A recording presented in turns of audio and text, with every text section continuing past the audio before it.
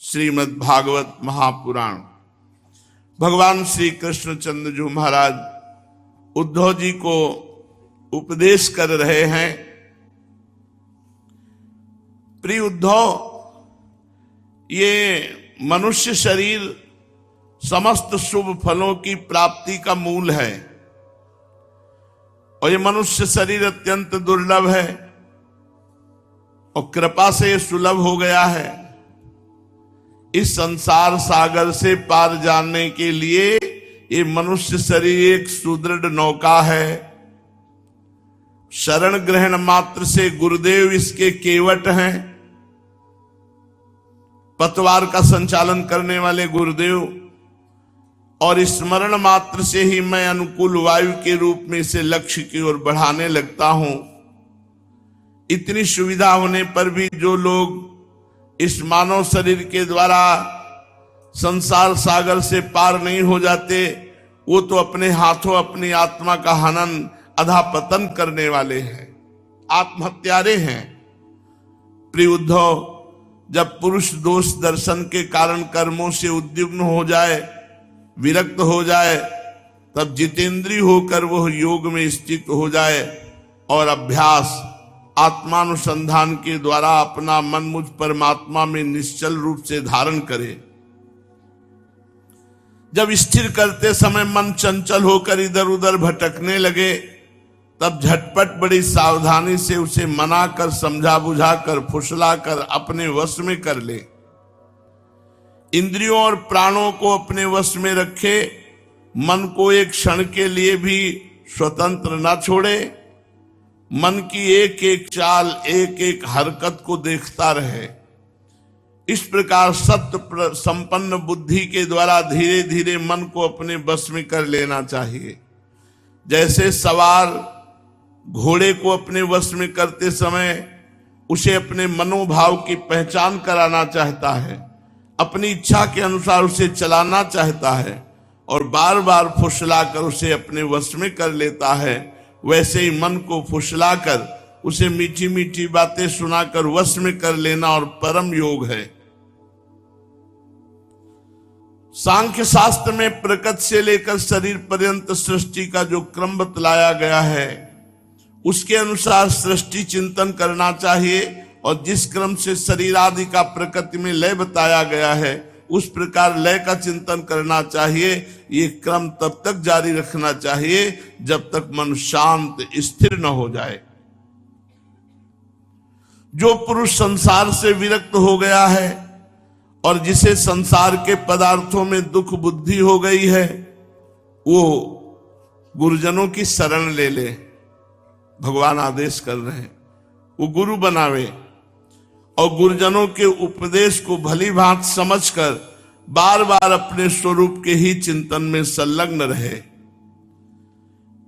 इस अभ्यास से बहुत शीघ्र ही उसका मन अपनी वह चंचलता जो अनात्मा शरीर आदि में आत्मबुद्धि करने से हुई है छोड़ देता है, मन एकाग्र हो जाता है। यम नियम आसन प्राणायाम प्रत्याहार धारणा ध्यान और समाधि योग मार्ग से वस्तु तत्व का निरीक्षण परीक्षण करने वाली आत्मविद्या से और मेरी प्रतिमा के पूजन से भगवत चिंतन होने लगता है। भगवान आदेश कर रहे हैं प्रतिमा पूजन के लिए। हमें भगवान के आदेश को मानना चाहिए, इन संसारी लोगों के नहीं। अरे बोले तो मूर्ति पूजक भगवान आदेश कर रहे हैं। मेरी प्रतिमा विराजमान करके उसके पूजन करने से निश्चित भगवत प्राप्ति होती है, क्योंकि बार बार चिंतन बनने लगता है, सेवा का चिंतन बनने लगता है, और कोई उपाय नहीं। उद्धव, वैसे तो योगी कोई कभी निंदित कर्म करता ही नहीं। बहुत ध्यान देने की बात है। भगत, उपासक, योगी कभी कोई पाप कर्म नहीं करता, परंतु यदि कभी उससे प्रमादवश कुसंगवश कोई ऐसा कार्य बन जाए जिसे पाप कहते हैं, तो वो अन्य कोई प्रायश्चित न करे, जो साधना कर रहा है उसी से भस्म हो जाएगा। नाम जप, नाम कीर्तन, भगवत कथा, लीला श्रवण गायन, इसी से सारे पाप भस्म हो जाएंगे। उसे कृच्छ, चंद्रायण आदि दूसरे प्रायश्चित कभी नहीं करना चाहिए। अपने अपने अधिकार में जो निष्ठा है वही गुण कहा गया है। इस गुण दोष और विधि निषेध के विधान से यही तात्पर्य निकलता है कि किसी प्रकार विषयासक्ति का परित्याग हो जाए, बस। विषय आसक्ति का परित्याग हो जाए, सारी साधनाओं का फल है। संसार का चिंतन छूटे और भगवान का चिंतन हो, ये हर संप्रदाय, हर साधना का यही उद्देश्य है। संसार का चिंतन छूटे, भगवान का चिंतन हो। कर्म तो जन्म से ही अशुद्ध है, अनर्थ के मूल है। शास्त्र का तात्पर्य उनका नियमन ही है। जहां तक हो सके प्रवृत्ति का संकोच ही करना चाहिए।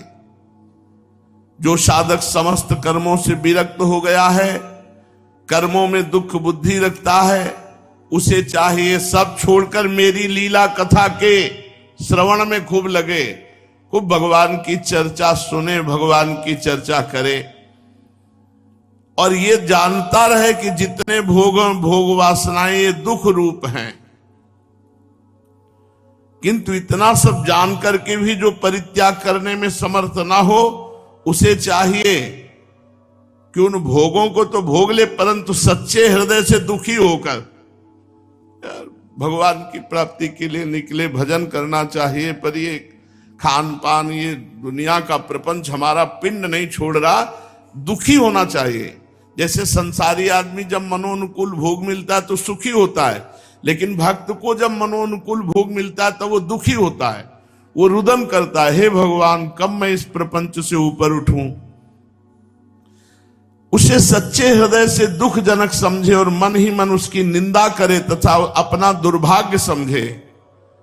साथ ही इस दुविधा की स्थिति से छुटकारा पाने के लिए श्रद्धा, दृढ़ निश्चय और प्रेम से मेरा भजन करे।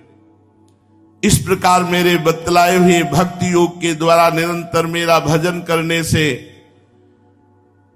भक्ति योग के द्वारा निरंतर मेरा भजन करने से मैं उस साधक के हृदय में आकर बैठ जाता हूं और मेरे विराजमान होते ही उसके हृदय की सारी वासनाएं अपने संस्कारों के साथ नष्ट हो जाती हैं। इस तरह जब उसे मुझ सर्वात्मा का साक्षात्कार हो जाता है तो उसके हृदय की गांठ टूट जाती है, उसके सारे संशय छिन्न भिन्न हो जाते हैं, कर्म वासना सर्वथा क्षीण हो जाती है। इसी से जो योगी मेरी भक्ति से युक्त है और मेरे चिंतन में मगन रहता है, उसके लिए ज्ञान अथवा वैराग्य की आवश्यकता नहीं है। कितनी सुंदर बात कह रहे हैं भगवान। न वैराग्य की आवश्यकता है और न ज्ञान की। जो भगवान की कथाएं सुन रहा, भगवान का नाम जप कर रहा है, नाम कीर्तन कर रहा है, उसे किसी और साधन की जरूरत नहीं है। उसका कल्याण तो प्रायः मेरी भक्ति के द्वारा ही हो जाता है। कर्म, तपस्या, ज्ञान, वैराग्य, योगाभ्यास, दान, धर्म और दूसरे कल्याण साधनों से जो कुछ स्वर्ग अपवर्ग मेरा परम धाम अथवा कोई भी वस्तु प्राप्त होती है, वह सब मेरा भक्त मेरे भक्ति योग के प्रभाव से ही यदि चाहे तो अनायास प्राप्त कर लेता है। मेरे अनन्य प्रेमी एवं धैर्यवान साधु भक्त स्वयं तो कुछ चाहते ही नहीं, यदि मैं उन्हें देना चाहता हूं तो और देता भी हूं तो भी वे दूसरी वस्तुओं की तो बात क्या, कैवल्य मोक्ष भी नहीं लेना चाहते। ऐसे भक्ति में सुख प्राप्त किए भक्त जन होते हैं। भगवान कह रहे मैं देना भी चाहूं और देता भी हूं, पर वो कैवल्य मोक्ष तक स्वीकार नहीं करते। मर्त लोग, स्वर्ग लोगों के भोगों की तो बात ही क्या। उद्धव जी, सबसे श्रेष्ठ एवं महान निश्रेयस परम कल्याण, इसका दूसरा नाम है निरपेक्षता। किसी से कोई चाह नहीं। इसलिए जो निष्काम और निरपेक्ष होता है उसी को मेरी भक्ति प्राप्त होती है। मेरे अनन्य प्रेमी भक्तों को समदर्शी महात्माओं को, जो बुद्धि से अतीत परम तत्व को प्राप्त हो चुके हैं, उनको कोई पाप या पुण्य नहीं बांध पाएगा। इसलिए महापुरुषों की नकल नहीं करनी चाहिए। वो देहाभिमान रहित महापुरुष कभी विषय सेवन करते नजर आते हैं, कभी विषय त्यागी। उनको कोई पाप पुण्य, कोई कर्म बंधन नहीं होता। विधि और निषेध होने वाले पुण्य और पाप से उनका कोई संबंध नहीं होता। कोई निषेध अगर बन जाए तो कोई पाप नहीं, कोई विधि बन जाए तो कोई पुण्य नहीं, क्योंकि वो देहाभिमान रहित महापुरुष होते हैं। इस प्रकार जो लोग मेरे बताए हुए ज्ञान, भक्ति और कर्म मार्ग का आश्रय लेते हैं, वे मेरे परम कल्याण स्वरूप धाम को प्राप्त होते हैं, क्योंकि वो परम ब्रह्म परमात्मा के तत्व को जान लेते हैं। इसलिए सब चिंतन छोड़कर एकमात्र भगवान का चिंतन करो, भगवान के आश्रित रहो। शेष चर्चा आगे। श्री राधा वल्लभ लाल।